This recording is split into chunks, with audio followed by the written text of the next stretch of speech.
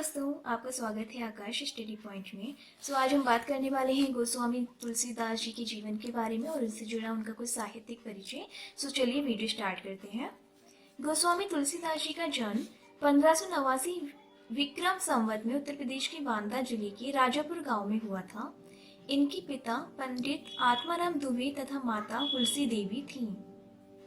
विद्वानों का मत है कि इनके माता पिता ने बाल्यकाल में ही इनका त्याग कर दिया था तथा इनका पालन पोषण प्रसिद्ध संत बाबा नरहरिदास के संरक्षण में हुआ।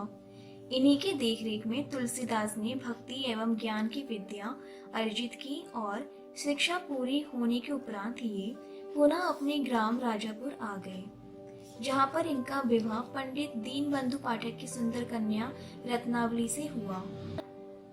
ये अपनी पत्नी को बहुत अधिक प्रेम करती थी, जिससे एक बार रत्नावली इनसे खिन्न होकर बोली कि आप जितना ध्यान मुझ में देते हो, अगर इससे कम ही ध्यान प्रभु भक्ति में देते तो साक्षात प्रभु के दर्शन आपको हो जाते। रत्नावली की ये बातें इन्हें दिल पर चोट कर गईं और वे प्रभु की भक्ति की ओर उन्मुख हो गए। रत्नावली की बातों से इन्हें वैराग्य हो गया। इसके उपरांत काशी के विद्वान शेष सनातन से तुलसी ने वेद वेदांग का ज्ञान प्राप्त किया और अनेक तीर्थों का भ्रमण करते हुए श्री राम के पावन चरित्र का गुणगान करने लगी। इनका सर्वाधिक समय काशी, अयोध्या और चित्रकूट में व्यतीत हुआ, किंतु अपने अंतिम समय में ये काशी आ गए और सन 1623 ईस्वी को उन्होंने राम राम कहते हुए काशी के 80 घाट पर परमात्मा में विलीन हो गए।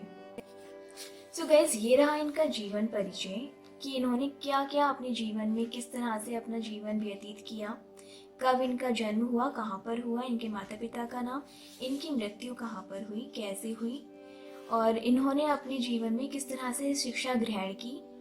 और गाइस, मैंने यहाँ पर कुछ हाइलाइट्स दे दिए हैं, जैसे कि इनका जन्म, मृत्यु, इनकी कुछ रचनाएं, रामचरितमानस, गीतावली, जानकी मंगल, पार्वती मंगल आदि। आप इन हाइलाइट्स को भी पढ़ सकते हैं, जिससे कि आपको इनका जन्म, मृत्यु, इनकी रचनाएं बहुत अच्छी तरह से ध्यान रहे। चलिए अब चलते हैं इनके साहित्यिक परिचय की ओर। इनका साहित्यिक परिचय कुछ इस प्रकार है। तुलसीदास जी हिंदी साहित्य के महान विभूति हैं। इन्होंने राम के संदर्भ में अपनी रचना रामचरितमानस में बहुत ही सुंदर रूप में वर्णन किया है। इनकी रचना में भक्ति भावना का सर्वाधिक समावेश मिलता है, जिसके कारण इन्हें राम भक्ति शाखा का कवि कहा जाता है। इनकी रचनाएं कुछ इस प्रकार हैं। रामचरितमान, यह इनका सबसे प्रसिद्ध ग्रंथ है।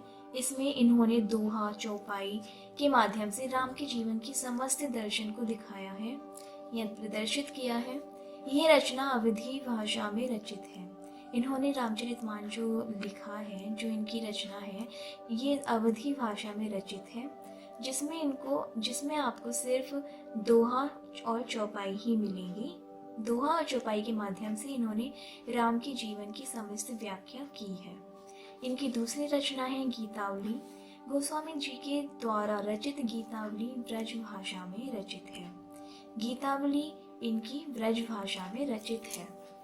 जो गीतावली है वो ब्रज भाषा में आपको मिलेगी और जो इनकी रामचरितमानस है उसको इन्होंने रचित किया है अवधी भाषा में। ओके, अभी इनके अन्य ग्रंथ हैं जानकी मंगल, पार्वती मंगल, रामलला नहचु, रामज्ञ प्रश्न, वर्भे रामायण, वैराग्य संदीपनी, कृष्ण गीतावली, दोहावली, कवितावली तथा विनय पत्रिका इत्यादि। ये रहा इनका साहित्यिक परिचय। गाइज, मैं उम्मीद करती हूँ आपको गोस्वामी तुलसीदास जी का जीवन परिचय और साहित्यिक परिचय अच्छी तरह से समझ आ गया होगा। मैंने कुछ हाइलाइट्स यहाँ पर भी दे दिए हैं, जैसे कि मैंने पहले भी बताया था।